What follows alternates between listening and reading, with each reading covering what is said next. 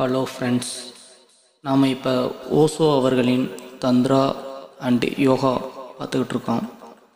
Tantra says approach the sex act as if you are entering a holy temple. Tantra என்ன சொல்கிறாங்கன்னா, நீங்கள் sex act பால் உறவு கொள்ளும்போது அது நீங்கள் எப்படி ஒரு கோயிலுக்குள்ளே போவீங்களோ அந்த மாதிரி நீங்கள் செக்ஸ் ஆக்ட் வச்சுக்கிறணும் அப்படின்னு தந்த்ரா சொல்லுது. That is why they pictured the sex act on their holy temples. அந்த காரணத்தினால தான் நம்ம கோயில்களில் எல்லாமே, கோயில் கோபுரங்கள் எல்லாத்துலேயுமே என்ன பண்ணியிருக்காங்க, செக்ஸ் ஆக்ட் உள்ள சிலைகள் சிற்பங்களாக வடிச்சிருப்பாங்க. They said approach sex as if you are entering a Holi temple.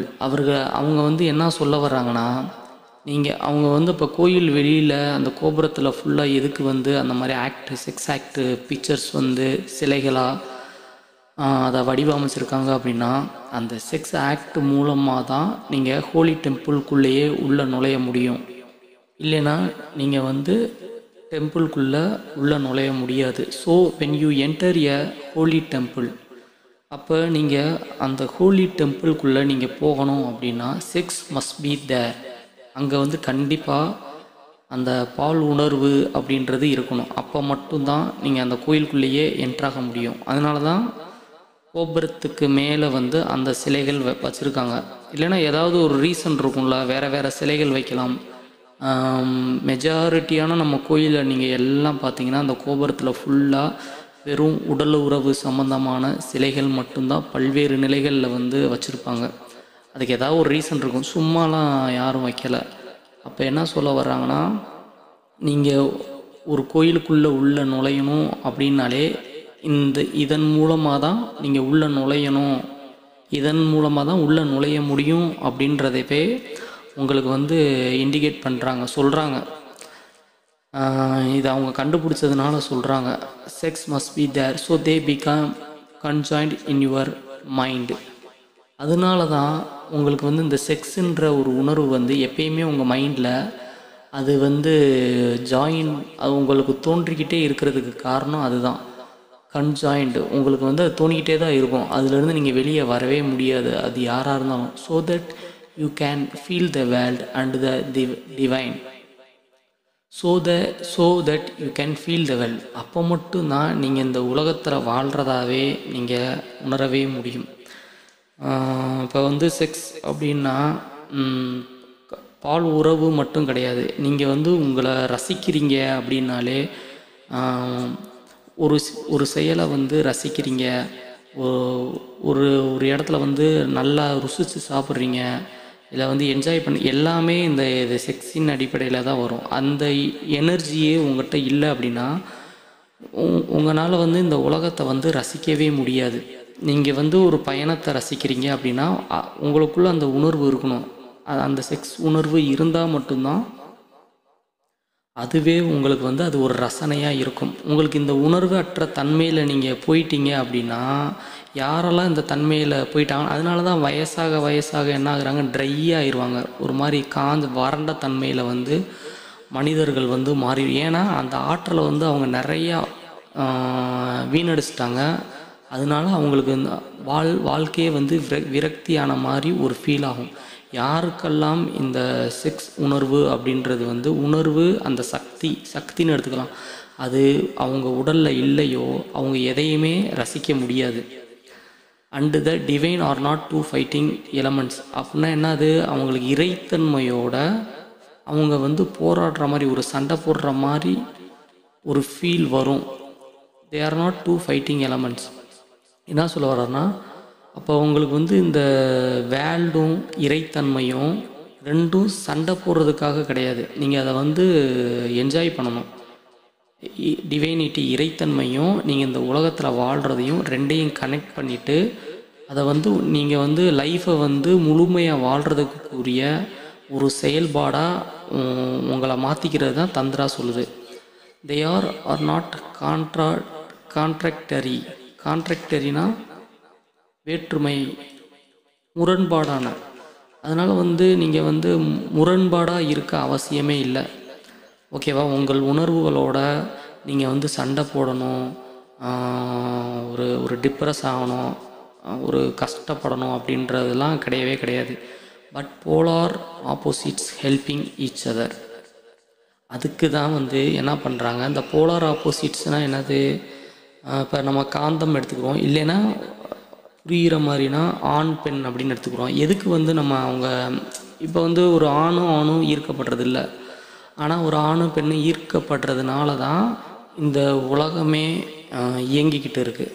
So polar opposites வந்து இந்த பூமி இயங்குறதுக்கு வந்து ரொம்ப ஹெல்ப்பிங்காக இந்த பூமி நடக்கிறதுக்கு, இந்த யூனிவர்ஸே சொல்கிறேன், யூனிவர்ஸே நடக்கிறதுக்கே இந்த போலார் ஆப்போசிட்ஸ் தான் ஹெல்ப்பிங்காக இருக்குது. And they can exist only because of this polarity. இந்த வந்து அட்ராக்டிவ் இருக்கிறதுனால தான் கேன் எக்ஸிஸ்ட் இந்த only because of this polarity. இந்த தன்மை, இந்த ஆண் தன்மை, இந்த பெண் தன்மை, அது ஈர்க்கப்படுறதுனால தான் இந்த போலாரிட்டின்றதே இருக்குது. If this polarity is last, அப்போ அந்த ஈர்ப்புத்தன்மை அந்த போயிருச்சு அப்படின்னா this whole world is last. இந்த மொத்த உலகமே அழிவுக்கு உட்படுற மாதிரி தான் இருக்கும். ஸோ அப்போ வந்து நீங்கள் வந்து நம்ம யோகாவில் என்ன பண்ணுறாங்க, எல்லாத்தையுமே உங்களுக்கு பிடிச்சது ஃபுல்லாக மறுபடியும் செக்ஸு வந்து ஒரு மனிதர் கூட, ஒரு பெண்ணு கூடயோ, ஒரு ஆண் கூட பண்ணுற அது மட்டும் இல்லை, உங்களுக்கு பிடித்த விஷயங்கள் எல்லாமே யோகா வந்து யோகானா நீங்கள் வெறும் ஆசனாஸ் அந்த மாதிரி செய்கிறது இல்லை. யோகா என்ன பண்ணுவாங்கன்னா உடலில் வந்து வர்த்திக்கிடுவாங்க. ஒரு கையை வந்து செயல்பட விடாமையே கையை தூக்கிக்கிட்டே இருப்பாங்க. அந்த கை வந்து வளரவே வளராது, அந்த கையோட எனர்ஜி எல்லாமே போயிடும். அதேமாரி ஒரு காலை வந்து இயக்கம் இல்லாமல் இருப்பாங்க, இல்லைன்னா ஒத்த காலில் ரொம்ப நேரமாக நின்று ப்ராக்டிஸ். அது மாதிரி வந்து நம்ம அந்த அகோரிஸ் எல்லாம் பண்ணி நீங்கள் டிஸ்கவரி சேனல்லாம் பார்த்தீங்கன்னா தெரியும். அவங்க உடலை வந்து தங்கள் உடல் உள்ள உறுப்பவே அதை வந்து பயங்கரமாக வருத்தி பண்ணுவாங்க.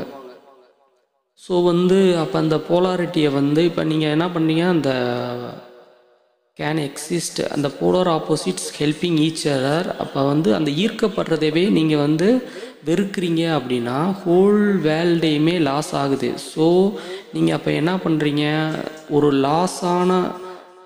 லாஸ்ட் பண்ணுற விஷயத்தை தான் நீங்கள் பண்ணிக்கிட்டு இருக்கிறீங்க யோகாவில். ஏன்னா உங்களோட இயற்கையான அந்த எனர்ஜியை வந்து நீங்கள் வேறு விதத்தில் வந்து அதை அவாய்ட் பண்ணி அதை அந்த எனர்ஜியவே பாழாக்குறீங்க.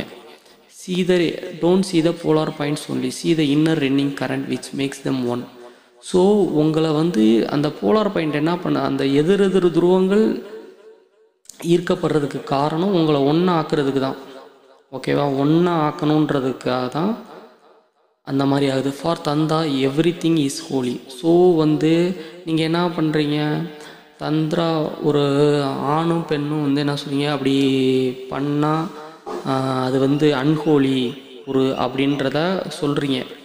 அப்போ நீங்கள் வந்து இயற்கையாக ஒரு விஷயம் நடக்க வேண்டிய விஷயத்தை வந்து கட்டுப்படுத்தும் போதோ இல்லை அவாய்ட் பண்ணும்போது அது இயற்கைக்கு மாறான செயல். இப்போ ஒரு காந்தம் இருக்குது, இன்னொன்று நம்ம 2 இதை ஒட்ட வைக்கிறோம், இடையில வந்து நீங்கள் எதை வச்சு தடுத்தாலும் அது போய் ஒட்ட தான் செய்யும். நீங்கள் எதை வச்சு மூடி மறைச்சல், இப்போ நம்மளோட டிசிப்ளின்ஸ் எல்லாமே அப்படி தான். நீங்கள் என்ன தான் பண்ணாலும் அப்ஜெக்டிவாக நீங்கள் வந்து கண்ட்ரோல் பண்ணிக்கலாமே தவிர உள்ளே வந்து இன்விசிபிளாக உங்களுக்கு வந்து அது மனதில் வந்து மைண்டில் அது இயங்கிக்கிட்டே தான் இருக்கும். For tantra is everything is holy. Tantra என்ன சொல்லணும்னா, நீங்கள் வந்து இந்த இரட்டைத்தன்மை இந்த ஈர்க்கிறத வந்து தப்புன்றீங்க. ஆனால் தந்திரா என்ன சொல்லுது, இதுதான் வந்து எவ்ரி திங் எல்லாமே ஹோலி தான். Remember this, for tantra everything is holy, nothing is unholy. எதுவுமே புனிதம் இல்லை, புனிதம் அப்படின்னு தந்திராவை பொறுத்த வரைக்கும் எல்லாமே புனிதமானது தான். Look at it in this way, இந்த வேல பாருங்கள். For an irreligious person everything is unholy. ஒரு இர்ரிலீஜியஸ் பண்ணனா ஒரு நாத்திகவாதி இருக்காங்க, இல்லை சமயம் வாதியற்ற மனிதன் வந்து அவனுக்கு எல்லாமே வந்து அன்ஹோலி தான், எல்லாமே வந்து புனிதத்தன்மை அற்றது தான். For so called religious person something is holy, something is unholy.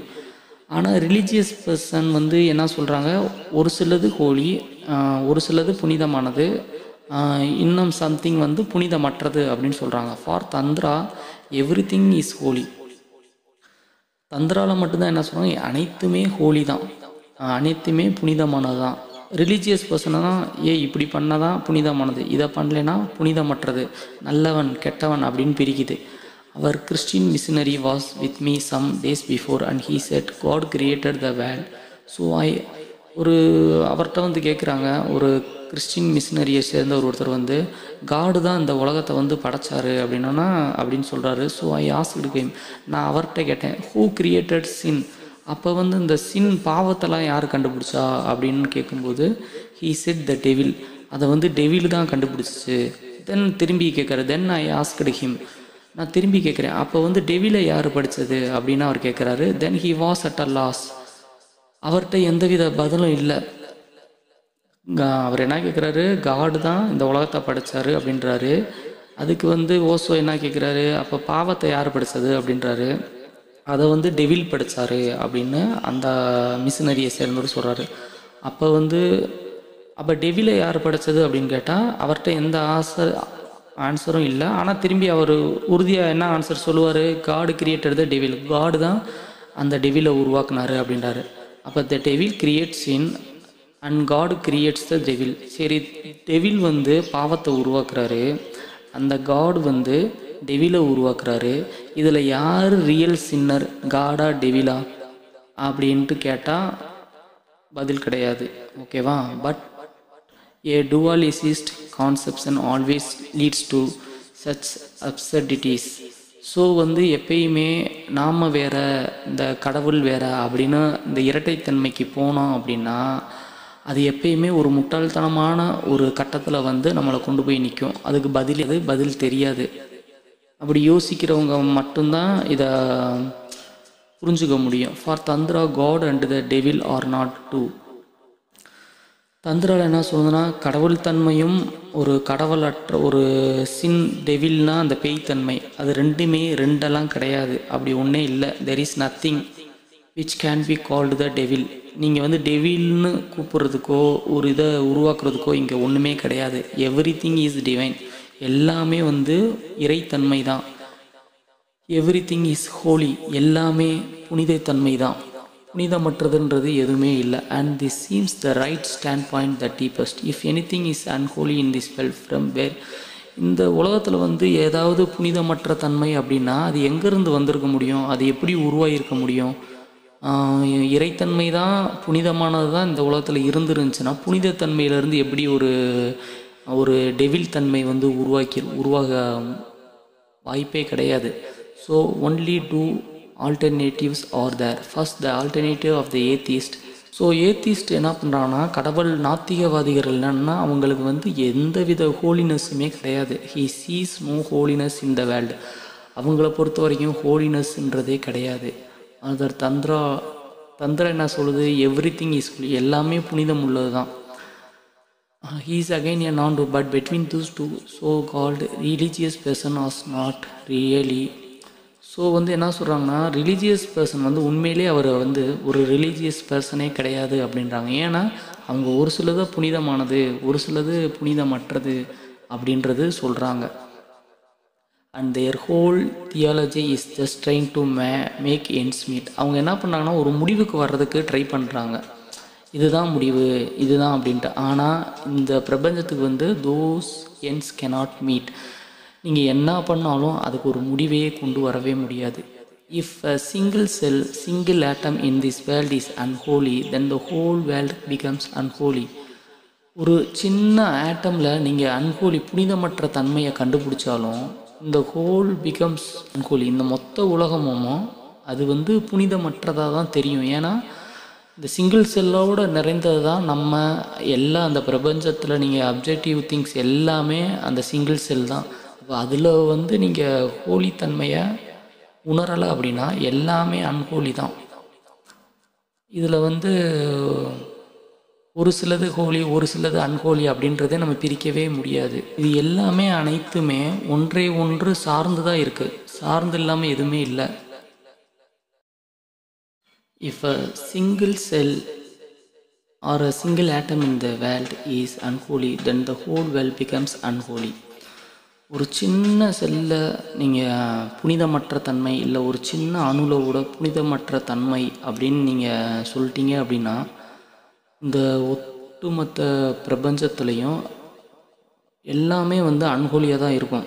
ஏன்னா எல்லாமே ஒன்றை ஒன்று ரிலேட்டடாக இருக்குது, சப்போர்ட்டடாக இருக்குது. It is supported by everything, it has to be supported by மாற்றி மாற்றி சப்போர்ட் பண்ணி தான் இருக்குது.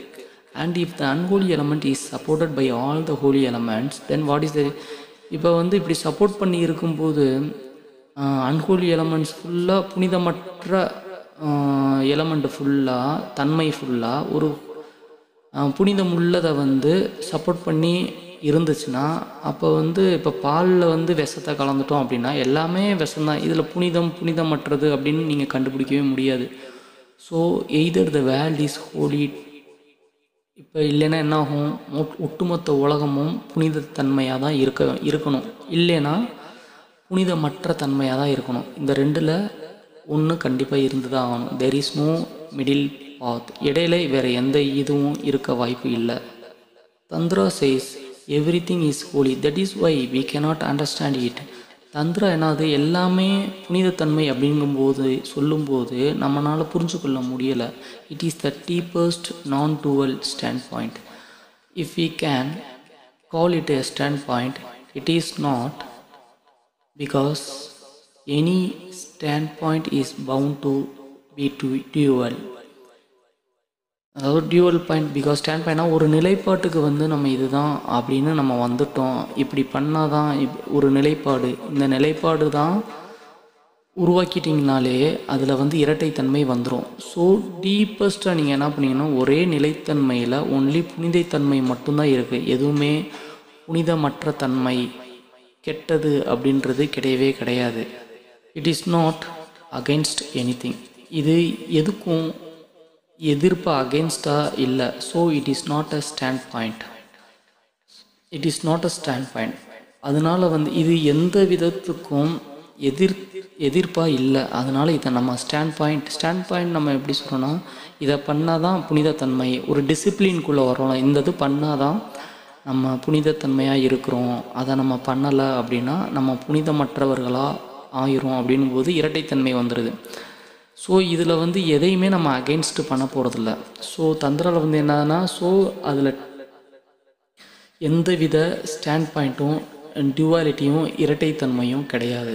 உங்களுக்கு நீங்கள் எப்படியோ அப்படியே அக்செப்ட் பண்ணிக்கிறீங்க. It is a felt unity, a lived unity. இது ஒருமைத்தன்மையை கொடுக்கும். நீங்கள் ஒருமைத்தன்மையோடு ஃபீல் பண்ண முடியும், ஒருமைத்தன்மையோடு நீங்கள் வாழ முடியும். These are two paths, yoga and tantra. Tantra could not be so appealing because of our crippled minds. So இந்த உலகத்தில் வாழ்கிற மனிதர்களுக்கு tantra so appealing, could not be so appealing, அது அவங்களுக்கு ஈர்ப்பாக இருக்காது. ஏன்னா கிரிப்பிள்டு மைண்ட்ஸ்னால் ஊனமற்ற மனங்கள். அதாவது மனிதர்கள் தந்திரா ஏன் அவங்களுக்கு ஏற்றுக்கொள்ள முடியலன்னா அவங்களோட மனம் ஊனமற்ற தன்மையாக இருக்குது, ஊனமுள்ள தன்மையாக, கிரிப்பிள்டு மைண்ட். ஆமாம், ஊனமுற்ற மனங்களாக இருக்கிறதுனால அவங்க தந்திராவை ஏற்றுக்க மாட்டேங்கிறாங்க. But whenever there is someone who is healthy inside, not a chaos, Tantra has a beauty. Someone who is healthy inside, not a chaos, Tantra has a beauty. எப்பொழுதெல்லாம் அவங்களோட மனதுக்குள்ளே ஒரு ஹெல்த்தியான ஒருத்தவங்க இருக்கிறாங்க, அதாவது மைண்டு எந்தவித குழப்பமும் இல்லாமல் அமைதியாக இருக்கும்போது தந்திரா ஒரு அழகான ஒரு ஹேஸ் அ பியூட்டி. தந்திரா மிக அழகானது. Then can only be understand what tantra. அப்போ மட்டும்தான் நீங்கள் தந்திரா உங்களால் புரிஞ்சுக்க முடியும். Yoga has appeal, easy appeal, because our disturbed minds. அதாவது என்ன சொல்கிறாங்கன்னா, உங்களோட மனசு, அதாவது குழப்பமுள்ள மனசு, நிறைய விஷயங்கள் நம்ம சமுதாயம் சொல்லி கொடுக்குற வேண்டிய விஷயங்களில் நம்ம மைண்டில் அதை ஏற்றி வச்சுருக்கிறதுனால தந்திராவை உங்களால் ஈஸியாக உங்களை ஈர்க்காது. ஏன்னா ஆல்ரெடி இந்த சொசைட்டி நீங்கள் சின்ன குழந்தையிலேருந்து இப்படி பண்ணால் தான் ரைட்டு, இப்படி பண்ணலைன்னா நீங்கள் வந்து நல்லவங்க கிடையாது, நீ பாவமற்ற செயல் செய்கிற அப்படின்னு சிறு வயசுலேருந்து வளர்த்துக்கிட்டே வர்றாங்க. அதனால உங்களால் தந்திராவை வந்து ஈஸியாக ஏற்றுக்க முடியாது. ஆனால் யோகா என்ன பண்ணுதுன்னா, அப்படி ஈஸியாக ஈர்க்கப்படுறதுக்கு காரணம் உங்களோட டிஸ்டர்ப்டு மைண்ட்ஸ். நீங்கள் எப்போ டிஸ்டர்பாக மைண்டு இருக்கோ அப்படின்னா உங்களுக்கு யோகா வந்து உடனடி ரிலீஃபாக கொடுக்குது. அதனால வந்து உங்களுக்கு யோகா வந்து ரொம்ப ஈர்க்கப்படுறீங்க. ஆனால் தந்திரா வந்து அப்படி கிடையாது. தந்திரா இயற்கையாகவே யார் வந்து அமைதியான மனம், அந்த வந்து புரிந்து கொள்ளும் தன்மை அப்படி இருக்கவங்க மட்டும்தான் தந்திராவை வந்து அக்செப்ட் பண்ண முடியும். Remember, it is ultimately your mind which makes anything attractive or not. மறுபடியும் ஞாபகத்தில் என்ன வச்சுக்கணும்னா, இது எல்லாமே உங்கள் மைண்டுக்குள்ளே தான் தோணுது. எது உங்களுக்கு அட்ராக்டிவாக இருக்குது இல்லைன்னா அட்ராக்டிவாக இல்லை அப்படின்னு. It is you who are the deciding factor. இது வந்து வேறு யாரெல்லாம் உங்களை டிசைட் பண்ண முடியாது, நீங்கள் மட்டும்தான் அதை டிசைட் பண்ணுறீங்க. ஸோ அந்த அந்த அட்ராக்டிவ் எங்கேருந்து வருது? உங்களோட மனதின் அடி ஆழத்திலிருந்து வருது. It is you who are the deciding factor. These approaches are different. I am not saying that one cannot reach through yoga. One can reach through yoga also, but not through the yoga which is prevalent. The yoga which is prevalent is really not yoga but your interpretation of the diseased mind. அதாவது என்ன சொல்கிறாருன்னா, நீங்கள் வந்து தந்திராவும் சரி யோகாவும் சரி, யோகாலையும் நீங்கள் அந்த இறுதி நிலையை வந்து அடைய முடியும். ஓகேவா? One can reach the through yoga. யோகானால் கண்டிப்பாக வந்து ரீச் பண்ண முடியும், but not through the yoga which is. ஆனால் என்ன சொல்கிறாங்கன்னா, அப்படி யோகாவில் பண்ணுறது வந்து யோகா பண்ணுறவங்களாம் அந்த நிலையை அடைஞ்சிருவாங்க அப்படின்றத சொல்ல முடியாது. ஏன்னா நீங்கள் வந்து யோகா வந்து உங்களோட இன்டர்பிரிட்டேஷன் ஆஃப் த டிசீஸ், உங்களோட அந்த மைண்டு ரொம்ப டிஸ்டர்ப்டாக இருக்கிறதுனால மட்டும்தான் உங்களுக்கு யோகா வந்து அப்ரோச் ஆகுதே தவிர, நீங்கள் தீஸ் அப்ரோச்சஸ் ஆர் டிஃப்ரெண்ட்டு. நீங்கள் வேறு வழியில் யோகாவை வந்து, அதாவது yoga can be authentically and approach towards the ultimate. Authentically and approach, யோகாவை வந்து சரியான வழியில் அப்ரோச் பண்ணோம்னா நாமளும் அந்த அல்டிமேட் இதை வந்து அடைய முடியும், அந்த இறுதி நிலை. But that too is only possible when your mind. ஆனால் அதாவது யோகாவில் வந்து நீங்கள் அதுலேயுமே தந்திரா போலவே நீங்கள் எல்லாத்தையுமே கொண்டு செல்ல முடியும். அது எப்போ பாசிபிள் ஆனால் அப்போ உங்கள் மைண்ட் வந்து ரொம்ப ஹெல்த்தியாக இருக்கணும். ரொம்ப ஹெல்த்தினா நான் அதில் எல்லாமே சேர்த்துக்கணும். என் மைண்டு ஹெல்த்தினா ஓவரால் மைண்ட் வந்து ப்ளசண்ட்டு, அப்படி நல்ல மைண்ட் இஸ் ஹெல்த்தி மீன்ஸ் வந்து ஒரு பீஸ்ஃபுல்லான, தெளிவான, விழிப்புணர்வு உள்ள, அப்படி உள்ள மைண்டு இருக்கவங்க மட்டும்தான் யோகாலையும் அதை வந்து வெற்றிகரமாக அந்த கரெக்டான பாதைக்கு வந்து போக முடியும். When your mind is not diseased and ill, அப்போது உங்கள் மைண்டு வந்து எப்பயும் துன்புறாமல் எதுக்கும் நோய்வாய்ப்படாமல் இருந்தால் மட்டும்தான் நீங்கள் யோகாலையும் அதை பண்ண முடியும். ஆனால் யோகா பண்ணுறவங்க எல்லாருமே அந்த வந்து ஒரு புத்தா போன இடத்தையோ அது பண்ணி மகாவீரர் போன இடத்தையோ அடைய முடியாது. Then yoga takes a difference. For example, Mahavira is on the path of yoga, but he is not really suppressing sex. மகாவீரர் நம்ம எக்ஸாம்பிள் எடுத்துக்கிட்டோம்னா அவர் யோகா வழியை தேர்ந்தெடுத்தார். அதாவது வந்து என்லைட்மெண்ட்டை வந்து அட்டைன் பண்ணுறதுக்கு வந்து யோகா வழியை எடுத்துக்கிட்டார். ஆனால் அவர் என்ன பண்ணுறாரா, செக்ஸை வந்து அது ஒரு அடக்கிடணும்னு அவர் நினைக்கல. பிகாஸ் ஹி ஹேஸ் நோன், அவருக்கு தெரிஞ்சிருச்சு. He has lived, he is deeply acquainted with it and it has become. அவர் என்ன பண்ணுறாருனா, மகாவீரர் வந்து என்லைட்மெண்ட் ஆகணும் அப்படின்ட்டு யோகாவை தேர்ந்தெடுக்கிறாரு. ஆனால் எந்த விதத்துலேயும் அவர் செக்ஸை வந்து புறக்கணிக்கலை. அதோட நுழையிறாரு, அந்த செக்ஸ் அப்படின்ற ஆக்டில் வந்து நுழையிறாரு. இட் ஹேஸ் பிகம், அவருக்கு ஒரு கட்டத்தில் இதனால் ஒன்றும் ஆக போகிறதில்ல அப்படின்னு தெரிஞ்சதுனால ஸோ இட் ட்ராப்ஸ், அவர் கைவிட்டுட்டார் அந்த இதை. Buddha is on the path of yoga but he has lived through the world. He is deeply acquainted with it. He is not fighting. புத்தாவும் அப்படி தான். புத்தா வந்து அவரும் யோகாவை வழியில் தான் எடுத்தார். ஆனால் அவர் இந்த உலகத்தில் தான் வாழ்ந்தார். அந்த உலகத்தில் டீப்லி இன்வால்மெண்ட் ஆகி தான் வாழ்ந்திருக்காரு. ஹீ இஸ் நாட், அவர் எந்த ஒரு இது கூடயும் சண்டை போடலை. அவரோட கதைகள்லாம் பார்த்தீங்கன்னா தெரியும், நிறையா கதைகள் வந்து அவர் எதுக்குமே எதிர்ப்பாகி, ஆனால் அவர் யோகா வழியை தான் தேர்ந்தெடுத்து. ஏன்னா அவருக்கு தெளிவான மைண்ட், ஹெல்த்தி மைண்டு. அதன் மூலமாக அவர் வந்து சித்தார்த்தா இருக்கும்போது, நான் சொல்கிறேன் சித்தார்த்தா இருக்கும்போது அவர் பல இதை அலைஞ்சிருக்காரு. ஆனால் எதுலேயுமே ஒரு குறிப்பிட்டதில் ஃபைட் போடுறதுனால இல்லை அப்படின்ற ஒரு விஷயத்தை புரிஞ்சதுனால யோகா மூலமே அவர் வந்து அட்டைன் பண்ணார் enlightenment. Once you know something you become free of it.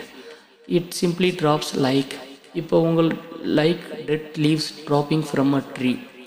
அப்போ வந்து என்ன சொல்கிறாங்க, இப்போ நீங்கள் இந்த உலகத்தில் வாழ்கிறத வந்து வாழ்கிறீங்க, நீங்கள் யோகா முறைப்படி வாழ்கிறீங்களா இல்லை எப்படியோ வாழ்கிறீங்க, உங்களுக்கு இந்த விஷயங்கள்லாம் புரிய ஆரம்பிச்சிருச்சு அப்படின்னா, ஒரு ஒரு மரத்தில் வந்து ஒரு இலை இருக்குது, அது பழுத்து போயிடுச்சு, ஒரு லைட்டாக காற்றடிச்சாலே அந்த இலை கீழே விழுந்துடும். அந்த மாதிரி தான் இருக்கணும் அப்படின்னு அது வந்து அவங்க ட்ராப் வந்து அப்படி விட்டுருவாங்க எல்லாத்தையுமே, இந்த உலகத்தையும்.